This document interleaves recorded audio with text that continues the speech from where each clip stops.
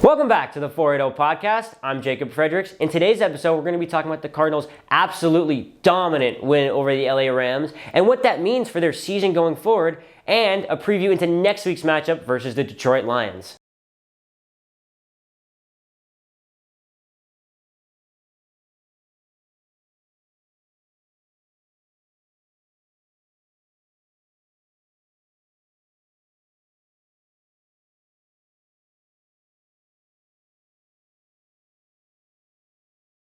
Alright, so against the Rams, I expected the Cardinals to have a really rough game, especially being 2-8 against them in the last 5 years. Sean McVay has really had the Cardinals' number in recent years.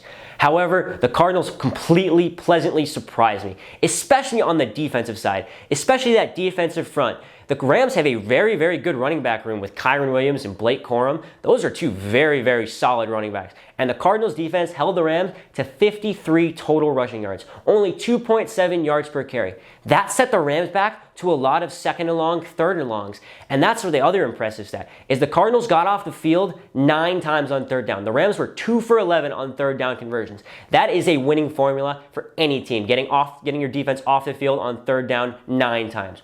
Always. Getting off the field on third down is probably one of the hardest things to do as a defense, but one of the most important things. And that's where the Rams really just never got the ball down the field. And then when they did, our D-line, especially our outside linebackers, especially Gardeck, who had 3 sacks and 4 tackles for loss, all over the Rams in the red zone. That's why the Rams had only 1 touchdown in 3 trips to the red zone. And they only scored on 2 of those trips. We prevented the Rams from scoring at all on at least one of those 3 trips. So I was super impressed with this defense. And another guy on the defense I was super impressed with, Budda Baker. 9 solo tackles. He was all over the field.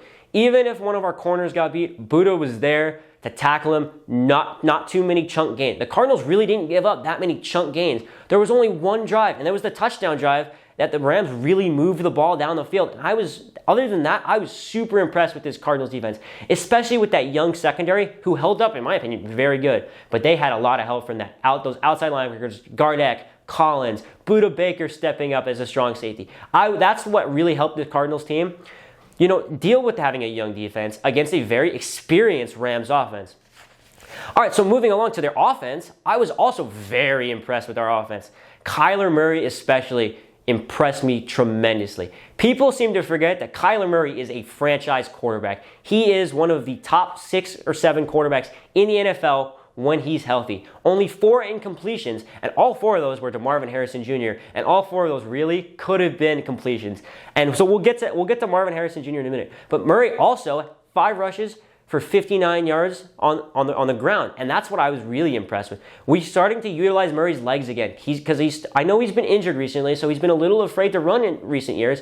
But this year, he seems ready to go. The speed, you can see it. He's looking like a Lamar Jackson in his MVP season. This is what the Cardinals need to continue to utilize, is Kyler Murray's legs. If we continue to utilize his legs, we are going to be a very, very successful football team this year. And the other big star on the offense, Marvin Harrison Jr., finally steps up. I know it's only been 2 weeks, but week 1 was looking very rough for him. And week 2, we see why we drafted him at number 5. 4 catches for 130 yards, 2 touchdowns on 8 targets. And honestly, all 4 of those incompletions that they got to him could have been caught, or should have been a better throw. And that's what I'm really impressed. I'm really impressed with Marvin Harrison Jr.'s and the route trees that we're using him. If we watch both touchdowns, is Marvin Harrison Jr. just got separation from those corners. He ran straight by them on the first touchdown. And on the second one, I'm super impressed with how he can reroute. He ran almost like a deep drag route, and then he rerouted as Murray scrambled and got separation from that defender again. That is what I needed to see from Harrison Jr. going into this season that I hadn't seen in college as much, but he really proved it in this game that he can get separation from those defenders. And one criticism that I have of the game on this offense is the fades. We have to give Marvin Harrison Jr. a chance to go get it on the fade. I think Murray and Harrison are going to work on that throughout the season. This is only their second game together, and I think they'll get there, but those fade routes, those could have been 2 more touchdowns that Harrison had we been able to complete those fades. I'm also super impressed with how our O-line held up. I believe we only gave up 1 sack the entire game, and it was really Murray who stepped right up into the sack. So other than that, they were able to buy enough time, and Murray himself also buy enough time with his legs to help a struggling O-line out. And we were able to give up only 1 sack, and we were able to run the football. That's what I was super impressed with. 65% of plays we ran the football. Only 35% we passed it. This is getting brought back in the NFL. Running the football, hardcore, pound the football down their throats. That is exactly what the NFL is starting to look like again.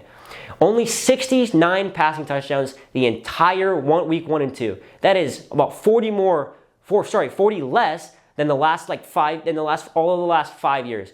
I am super impressed with how teams are running the football, especially your Arizona Cardinals. 20 run rushes, 122 yards, and a touchdown for James Conner. The Cardinals ran the ball for 203 yards in this game. That is unheard of for an Arizona Cardinals team, especially with how our offensive line has struggled. And the guy on the O-line that I was really impressed with, Paris Johnson Jr., our second-round pick, I was super impressed on how he was able to hold his own against a decent Rams D-line. And so the questions I had going for the Cardinals going into the season, they really answered them in this game. And so to me, what I'm looking at on how dominant we were in this game, on how competitive we were in the Bills game while not playing our best football, to be honest with you, I'm looking at the Cardinals as a team that can compete for an NFC championship, that can compete to get to a Super Bowl. And that was really impressive. I was super impressed with the Cardinals in this Week 2 matchup against the Rams. And one more thing about the Cardinals this week, you're starting to feel the culture. I know all of you are starting to feel it. Arizona is starting to love the Cardinals again, are starting to be proud to be Arizona Cardinals fans again. And their feeling just hasn't been there in the last few years. We're always proud to be Cardinals fans, but it's been a rough few years, and I'm starting to feel the Valley's getting back up, supporting the Cardinals. We're ready to go. And now we got a big test this week at home against the Detroit Lions, and I think the fans are really going to need to be there to help against this really good Lions team. Now, to preview the matchup against the Lions, I think the Cardinals' O-line is going to be the biggest question mark going into this game. Aiden Hutchinson last week, 5 sacks in the first quarter. That is super impressive, and the Cardinals' O-line has to help. I'm looking at a guy like James Conner to help the O-line, just even little chip blocks to slow Hutchinson down. If we can get Murray outside the pocket, that's where we're going to be very successful against this Lions team. This Lions team has been very good defensively, and they've always, under Dan Campbell, and they're going to continue that here. The Cardinals have to be able to score touchdowns and move the ball down the field, and the way they're going to do that is getting Murray outside the pocket. And on the defensive side, I think the Cardinals have to help keep same thing that they did with the Rams. Keep them, when they get into the red zone, keep them to field goals. And that's the thing that the Lions have struggled with a lot this season. The Lions just haven't finished their drives. I think Bates over the weekend had like 4 20 to 30-yard field goals. That is unheard of for a very good football team. The Lions are a very good team. They just haven't finished drives and scoring touchdowns. And so the Cardinals have to continue to force them to field goals because then you even force Dan Campbell, who's a very risky coach, to make a decision. Does he go for it on 4th down against a good Cardinals defense, or does he kick the field goal and take the point against an offense that is booming right now for Arizona?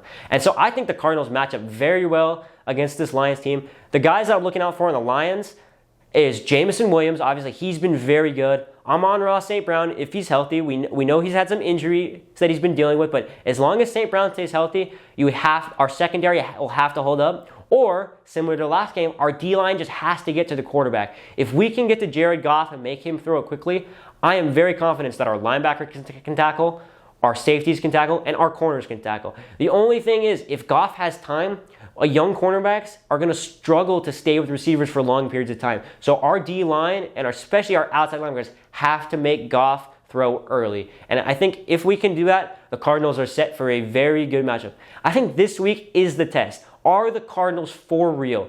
Can they compete with those top teams in the NFC? The Lions were 1 or 2 plays away from going into the Super Bowl last year. If we can show against the Lions that we can go beat a team that's competing for a Super Bowl, I think that really cements the fact that the Cardinals are for real and are going to be competing for Super Bowls for years to come. Thank you for tuning in to the 480 podcast. I'm Jacob Fredericks, and I'll see you guys next time.